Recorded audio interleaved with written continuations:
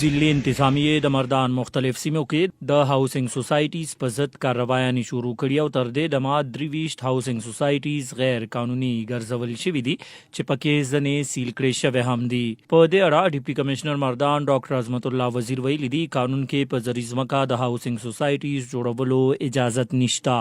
کوم موږ ټاکلي دي کوم هاوسنګ سوسایټیز دغه سره پراپر انوسیزم نشته دي اپروول نشته ور سره او عوامو ته هغه خلکو ته چې کم په دې سوسایټیز کې انویسټمنټ کوي هغه د بالکل اول دا چک کوي چې یاره دا هاوسنګ سوسایټي چې دا غیر قانوني ده کدا قانوني ده هغه سره انوسی شته ویلډ ډاکومنټس تا کنيشته دی اپروول سره شته یا نه دا یو میسج دی ټولو لپاره. بیا بل خو د ریل اسټیټ اسوسییشن صدر فاروق خان ویلي دي د هاوسنګ سوسایټیز لپاره د انوسی عمل آسان کړی شي او ټیکسونو کې د کمې وکړي شي.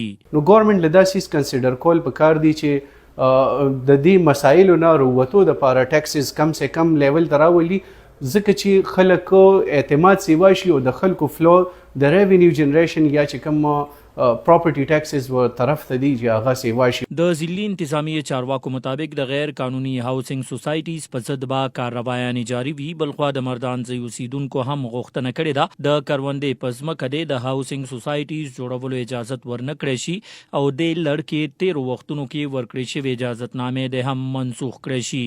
سنو پښتونخوا لپاره مردان ارشد علي خان.